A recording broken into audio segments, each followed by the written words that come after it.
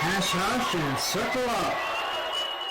Welcome to On, the Hash House Harrier podcast for interviews, history, and stories. I'm your host, Ra. Today on the podcast, we are in Leith. If you don't know, that is in Scotland, near Edinburgh. It's morning in Toronto and afternoon there. Welcome, longtime Asher, Big Mac. Hi. Thank you. Big Mac, let's introduce you with your hatching origin story. When, where, how did you get to your first hatch? The when and the where I can remember. The how or the why I'm not so sure about. I worked for a large international oil company beginning with S and ending in L. And I had been posted from Scotland down to London in 1975. There I met up with some people who presumably persuaded me to go on the hash. So my first hash was the Surrey hash. I think they like to be known, sorry, we're Surrey. And yeah, I started running with them in 1976. I think round about the time of their 100th run. I had some great times in the Surrey countryside, and we had some away hashes as well up in the north of England. There's quite a few little anecdotes I can suggest, but that is the answer to your question, when and where and how. The people who I probably owe my initial hashing to are John Cunningham, who was a colleague in Shell. Oops, I mentioned the name. This, of course, predates the use of hash names, certainly in the UK. And another one was Tony Webb. At the same time, Eric the Viking, known by other names, was also in the Surrey hash. So he and I first met back then, and sadly, as he passed away up here in Edinburgh earlier this year. Okay. You mentioned a few of the oil guys. Who else was on Surrey hash there? What kind of makeup was the pack? There probably weren't more than about 30 regular hashers back in those days. A guy called Jerry Gurney, who was a long-time hasher out in the Far East, he had returned to the UK and was very instrumental in activating the Surrey hash. But I think the originator was a guy called Jim Raper, who also has a rather checkered career. Have you heard of him? I think I've heard that name. Okay. Jim was a rather wealthy man, perhaps more wealthy than was good for him. Just to go to the end of the story first, he eventually became a wanted financial criminal and had to leave the UK. But for the time he was on the Surrey hash, he was extremely generous with his money, except when it came to buying rounds in the pub, when he always seemed to mysteriously have forgotten his wallet. And he wasn't Scottish. No, he wasn't. No, but one of the more memorable events, if I can move to that now, if you'd like to hear it, he had Jim Raper. I think he made his money in textiles, among other things, out in the Far East, Hong Kong, places like that. Anyway, he had a house in Surrey in the very wealthy neighborhood. I think it was probably called St. George's Hill. He actually had Filipino servants in this house and black swans swimming in his lake. But he hosted a run from his place one time where we set off and hadn't run more than a few meters, let's say 50 meters. We ran round a corner straight into the back of a furniture van. The furniture van doors were then shut, and the pack was then taken to a remote location where we'd no idea where we were. And then the trail was from there back to his property, where we were royally entertained, fed and watered for the rest of the afternoon. But that was my first hash non-standard event. He was behind that. That's great. What about the pack in terms of running? Was everybody a runner then? Yeah, I think so. I don't remember there being a walkers group. So I think we were all runners. There was one guy whose name I forget, but it was an old sounding name like Hector or Horace or something like that, who was in his 80s back then and still running. A lot of them were young, like myself, because I was in my 20s back then. So we ran. I don't think we ran particularly long trails, maybe 4 or 5 miles to use the imperial measures. Surrey was well suited to hashing. It's got lots of nice woods and lanes. And after the run, a zinc bath was produced, and beer and ginger beer were mixed in this bath. And then you just basically had your own mug or a teacup or something, and you just basically dipped into this top. And then afterwards I don't remember there being circles as such, but we would certainly usually end up in a local hostelry where several more pints of beer would be consumed. And this is at a time as well when drink driving was, shall we say, not observed fully.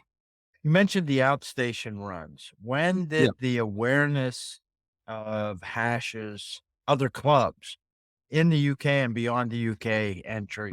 In the hash gene, and of course I have to defer to our mutual friend here, Hazzucchini, who does all the history. Surrey must have been one of the early ones, but there were other London hashes around at that time that we would occasionally hook up with. I'm thinking it was one in Chessington or somewhere. There was certainly a city, maybe not the city hash, but a West London hash. I don't think we were aware at that time of anything outside of the London area as a group. We did home in on a Yorkshire as a great place to go to for away weekends. Somebody must have had that bright idea, and we tended to go to the same pub where we were cautiously welcomed. On one of those away weekends, I discovered that I suffer from claustrophobia because the hair laid the trail through some potholes. So we were basically in water, in caves, that got progressively narrower and more alarming to me anyway. But I think that was probably John Cunningham that was the guilty party there. Another name I can throw at you was Tony Webb. I think Tony is still hashing actually in London. John not so, because he's had some knee and hip problems. So I think he's hung up his boots. What about the time of day? Did you get trails that took you into the evening and torches come out? We certainly did, and I don't remember if that wasn't the standard practice. It was definitely at lunchtime. The idea was that you would hash, I think, late morning, and then you would end up in the pub at lunchtime. But we did do night hashes, and we used to use little fluorescent devices that you would stick in the ground. I'm sure they must have had some radioactive material in them, and then we'd go back. And it was really, when I was thinking about this, of course, you might be asking me, how did we get notified about next week's trail and the hairline? And the answer was that somebody went to the trouble of typing out a sheet on a typewriter, of course, back then, and then putting it through a Gestetner machine. They also photocopied the section of the OS map, Ordnance Survey map, with a little arrow hand added, pointing to where we were supposed to meet. This thing was then folded. It was on yellow paper. It was then folded in three, put with a little seal on it and a stamp, and then sent to us through the post. And I've actually kept a few of those because they also used to be sources of great jokes. They would put jokes on these, which I found useful when I was traveling the world for my joke repertoire. That was how we got notified. We had a 3 Peaks race in Surrey once, Surrey's not known for its mountains, but there were 3 hills, Leith Hill, Box Hill. What was the third one called? Can't remember. Funny, oddly enough, one of them was called Leith Hill, and that was long before I ever lived in this part of the world. And yes, that was a half marathon, which I set out with the intention of not completing, but after having a couple of beers halfway round, I seemed to gain enough strength to complete it. That was my one and only half marathon. How were the hares treating the laying of the trail ahead of time, live, with the pack? Again, it was a mixture. I mean, I would say most of the time it was laid in advance, but just occasionally we would have a live hare, particularly if there was somebody who was particularly fit. So yeah, maybe 1 in 20 trails would be a live hare. How long did it take you before you set a trail or got involved in organizing any weekends or events? In Surrey, I certainly laid a number of trails. So given that I probably only did about 50 or 60 runs with Surrey, I can certainly remember one trail where I committed the usual sin of laying a figure of 8 trail not terribly well, so that people ended up taking the wrong route. But so I would say probably within 3 or 4 months, I was happy enough to lay a trail. And then I would do my share of trail laying. When did you leave Surrey and where'd you go? And what was your next hashing Okay, bit? I moved up to Aberdeen after Surrey because I worked for an Anglo-Dutch company. I did find myself in Holland from time to time. I was up in Aberdeen. There didn't seem to be at that time an Aberdeen hash. I think Aberdeen hash started in something like 88, in the early 80s.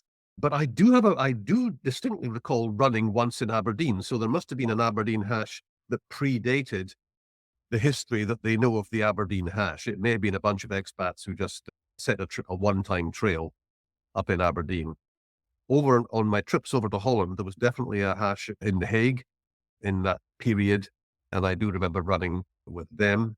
In fact, yeah, we'll come to that later because I did live in Holland. Where did you live next that there was a regular hash? Let me fill in the blanks here because there is quite a gap. I left the UK in 1981 for Argentina. That was my first expat assignment with the company. If you know your 20th century history, then you'll be aware that 1982 was the year in which there was a bit of an issue between the UK and Argentina. So my assignment, my 4-year assignment to Argentina was over in about 9 months. There was certainly no hash in Buenos Aires that I became aware of at that time. I was then evacuated, so to speak, to the Netherlands, where there was a hash in TheHague, and I did run with TheHague, but that was a temporary affair. In 1983, I found myself in Bolivia, in La Paz, at 4,000 meters. There was no hash there, probably just as well at that altitude, but I did do some running up there. And of course, if you can run at 4,000 meters and then go down to sea level, you can leap tall buildings down in Lima. Then La Paz did get a hash eventually. I it know did, I maybe, gather. Yeah. maybe it was with the rugby club. Uh-huh. I think drove that, or rugby players drove that. Okay. I remember the one and only flight out of Europe that went to La Paz was Lufthansa, and it flew all over the world before it got to La Paz and arrived at La Paz in the middle of the night. And I can remember being driven down from the airport to the hotel and seeing people running up the hill to the airport, which was just remarkable because it was quite a steep hill and at that altitude. So I'm really quite surprised no Bolivian has won any particular long distance running, because you'd have thought they would be like the Africans in that respect.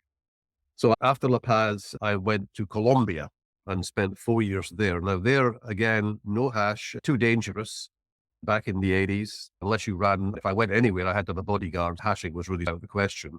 I know there's a hash out there now, of course. I was signed up to go to the America's Interhash in Medellin, which in the end I didn't have.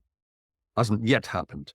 But getting to the answer to the question that you originally asked me, from Bogota, I moved to Santiago in Chile in 98. And there was a thriving hash at that time, unknown to the current Santiago hashers, because they proudly announced their formation date sometime in the 90s, I think. So I corrected them on that. So it must have died at some point, but certainly we were a good hash. Again, it's a good place to go hashing. It's hilly, of course. We get 4 seasons in the year. There was a good, healthy mix of expats, locals, dogs, and we would traditionally be in somebody's house, so it would turn into a barbecue in an afternoon session. We had away weekends there down in at various locations, usually where there was a vineyard close by. Yeah, so over the 3 years I was there, I was a stalwart of that hash. Did that hash have locals on it? Yes, it did. Probably locals with an English connection, because bits of South America, you've got an Anglo community, people who go to British schools, that sort of thing. So yeah, they'd be middle class, British educated, perhaps locals. Yeah, everything was done in English completely, Yeah, in yeah. English culture. What about the expat community, both in Colombia and Santiago? Were they big, like more than oil? Oh yes, in Colombia, there was enough of an expat community to support a British club, which had lots of sporting facilities, rugby, cricket, the usual things that Brits abroad enjoy. Though a lot of us were in oil because Colombia was quite prospective. Shell and others were there. There were other expats. There were quite a lot of Brits there who had made their home in Colombia. They had gone out there, perhaps with an insurance company, perhaps with some other company, met a rather lovely Colombian lady and just married her and stayed. And to be honest, I don't blame them. It's a beautiful country. I'm going to give them a plug. It's the one country that my wife and I lived in where we seriously considered staying. We had 2 children born there. It's a great place with 2 Pacific and Atlantic coasts. You've got jungle, you've got snow-covered mountains, you've got amazing food, and the people are magnificent. Now, In Santiago, Chile, I was there having just narrowly escaped to Argentina. I arrived in Chile at the time of Pinochet, General Pinochet and his regime, but Shell and other companies were quite enthusiastic about investing in Chile because he had Pinochet, for all his faults, and he had lots of them, had recognized that the military were no good at running in the economy. They had taken some serious medicine and opened up to foreign investment, and Shell and others were trying to get there to beat the rush. So there was a lot of Australian investment. The Americans were a little more cautious, of course, because they still didn't feel that welcome in Chile and didn't wish to invest in Chile. Pinochet was in charge, but other companies did. There was a good mix, a good expat community, multinational, probably certainly more multinational than it was in Colombia. I haven't been to either Colombia or Chile. The people I do some work with at University of Texas Medical Center, though, I have a colleague from Colombia I collaborate with, and one of the couple main researchers. There's a bunch of Chilean connections. So they're down, they're heading to Santiago tomorrow. Wow. So hopefully I'll get down there to visit them at some point. When you were there, from what you remember, how similar and what were the differences to hashing in Surrey? So I got named in Santiago because up until that point, I didn't have a name. It was, I don't think, whereas now we try to find a suitably toxic name to give somebody. In those days, it was a little tamer. So Big Mac is hardly anything. And my surname is Mackey, so the Mac comes from there. Yes, there is a hamburger connection, but that's about it. I don't think there was a huge difference between hashing in Santiago and hashing in Surrey. Nothing is immediately springing to mind. It was more British than American, if I can put it to you like that, you know. I think you'll know the difference. What about your involvement apart from herring? Do you remember how they changed over? Were people, the organizers, mismanagement until they left, or how'd that work? Yeah, no, I think, I don't remember us having, there were certainly changes at the top. I think it was, thankfully, there was no over-organization of anything, and no elections were held, but I think people just took turns. Volunteers were called for to do the hair raising and the organize events and what have you. I think embassy people, not, as my father used to say, they lived a charmed existence because they tended to have more time off than us chaps and ladies working for commercial companies. So there was usually a dependence on people from the embassy who could also do things like photocopying and that stuff. Yeah. Did they have regular write-ups too? And were they taking pictures? Yeah, there was definitely pictures being taken. Don't remember the write-ups. There must have been, though, I think. Yeah. But there was certainly photos because I've still got a bunch of photos from there and I didn't take them. So somebody else must have done. And yeah, certainly of the away weekends, they were well documented and well supported. Almost everybody went on those. It was just a great time to get together and get out of the city. And Santiago's pretty polluted, so it was nice to get some fresh air. Yeah, even then. When you arrived in Santiago, that stop after Colombia, had your kids been born then? Yeah, we had one daughter born in Holland and two kids born in Colombia, twins. And they all became known affectionately as the Mini-Macs, because I'm Big Mac. So they're Mini-Macs, and my grandchildren are known as Micro Macs. And were they able to go on hashing trails? Yeah, they all got their hash T-shirts, which of course had to be specially ordered for them, their size.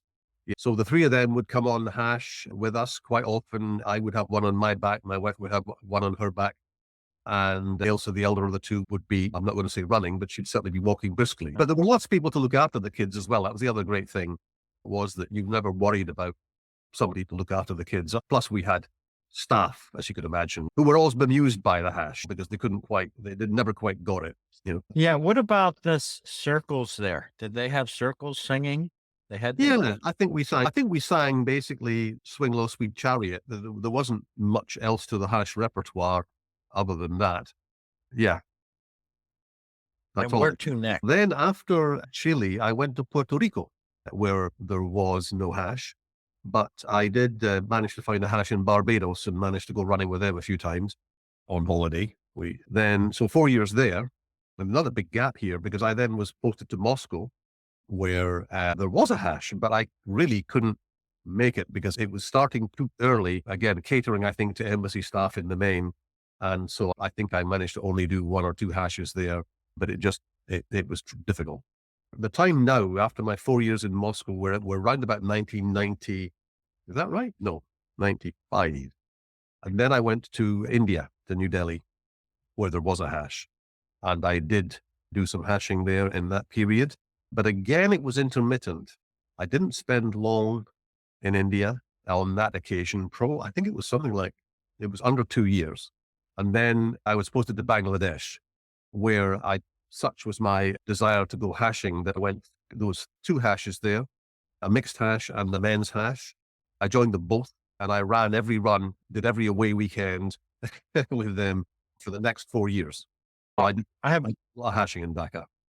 Yeah, I have friends who were both in Moscow and plenty that were in Dhaka who were, and let me just see if any of these people were overlapping with you. There were 2 school teachers, Phantom and Shadow. Oh, Is that right? I know those names. Yes.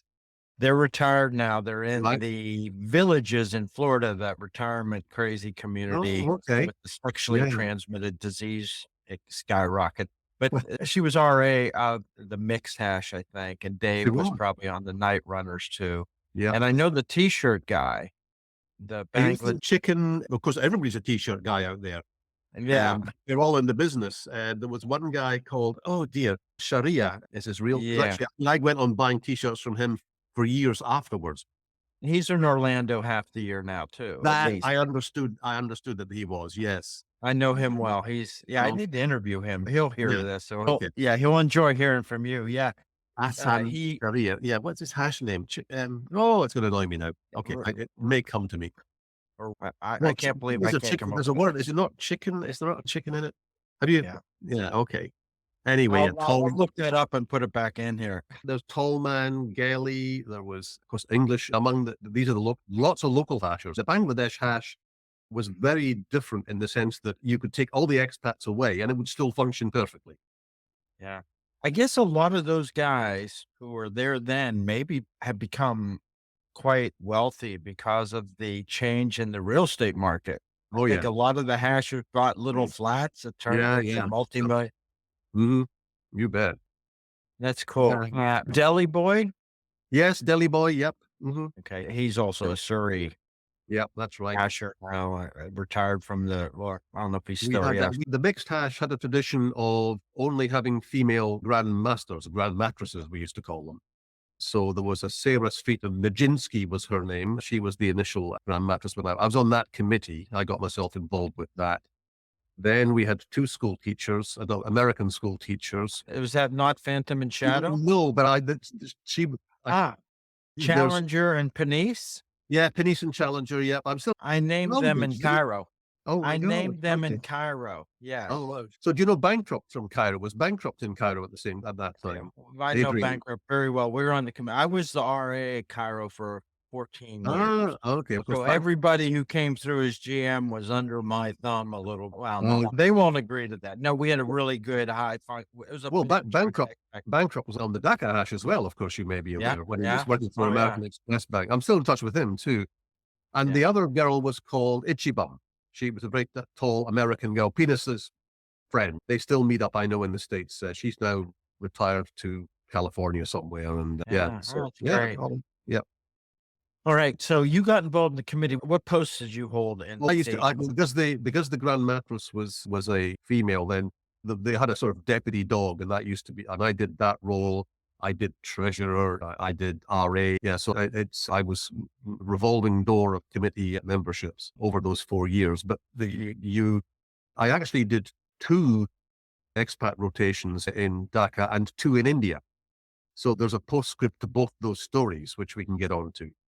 Yeah, just fill them in. We don't have to go in order. Yeah. Okay. What are Oh. some good stories from that part? Okay. Oh, gosh, good stories from there. Let me see now. I've actually, I made myself a couple of notes here just to remind myself. Oh, Perfect. Yeah, that's the way to go. yeah. Oh my God. I remember in Dhaka, because Dhaka is a rather large, sprawling city.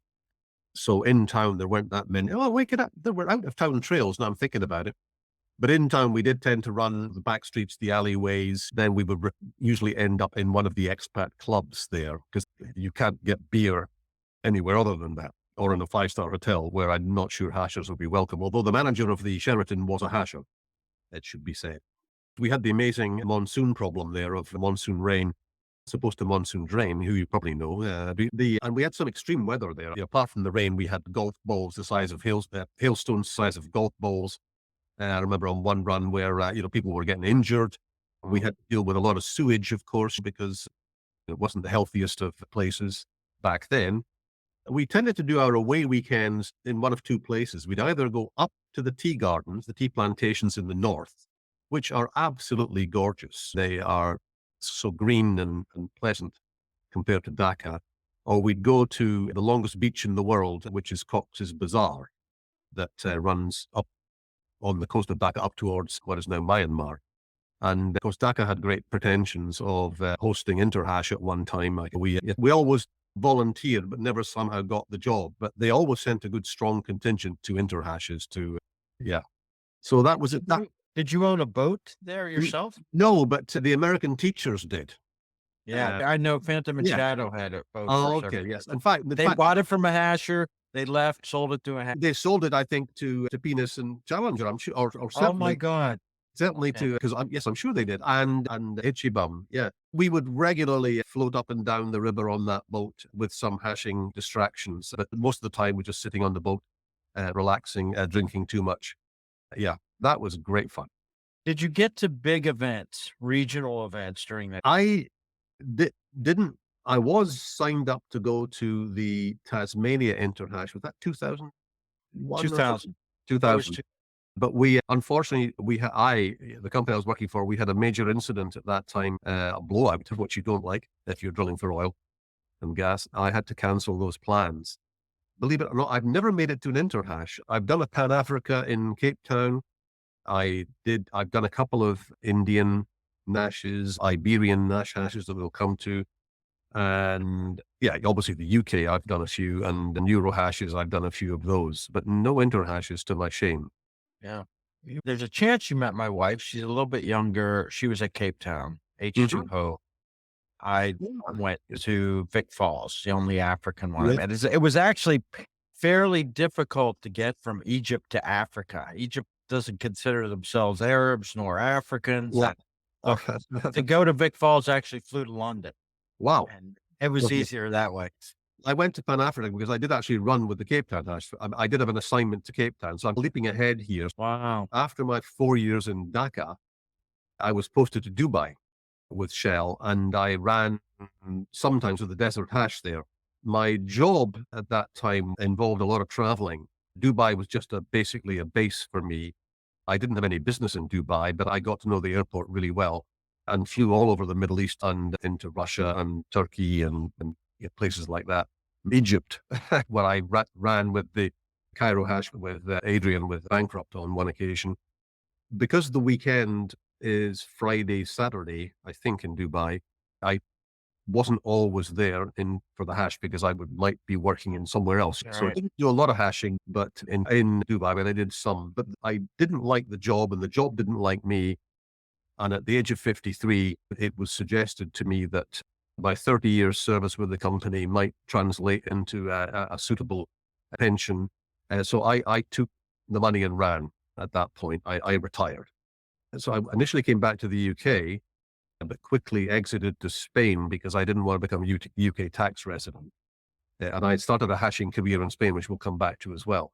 Then for about a year, I was on what is known as gardening leave. So where the company continued to pay your salary because they want to try and find you a job, really. They didn't really want me to go, but no suitable jobs came up over that period. So at the end of that year, during that year, while you're on gardening leave and being paid to stay at home, basically, you're meant to make yourself available for any jobs that come along that need short-term, not full expat assignments, auditing work, whatever it might be.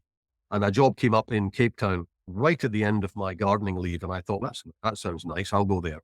So I said, okay, sure, I'll go and do some work for you in Cape Town. So I spent 3 months in Cape Town and ran with both hashes there. And that was why I then later on went back to the Pan Africa hash, because I'd made so many good friends in Cape Town that I wanted to go out and do the Pan Africa. What was the life like in Cape Town, safety wise? It Yeah. can be a kind of dodgy place Yeah. by neighborhood kind of. Yeah, I feel threatened. Don't forget, I'd worked in some pretty dreadful places. So, my compared to some of the places I'd been in, it seemed very safe. I knew which bits of Cape Town to avoid, and the hash was careful to avoid them as well. I didn't have any issues there at all. Nice. Any of the people there, especially? There was a guy, can't think of his hash name, but he might have been called something like Newbury or something. He had a Dutch, of course, African sounding name, not Afrikaans sounding, but his hash name was Afrikaans sounding for some strange reason. I can't remember why. And there was a guy who was definitely a baker. He would come along and with his wares. Yeah. It was a small pack there. What was interesting about Cape Town was the hash was really looked down upon because South Africans are so fit. They didn't think of the hash as being anything other than just a drinking club. So we didn't attract runners, but the trails were good. And having run in Santiago, I was well accustomed to running up and down hills, and there were certainly plenty of those in Cape Town. That's it for episode 1 and the first 25 years of Big Mac's hashing. We'll be back with episode 2 for the most recent 20 years of hashing with Big Mac. On. To close the circle, here's the hash anthem sung by Mother Hash. Swing low, sweet child.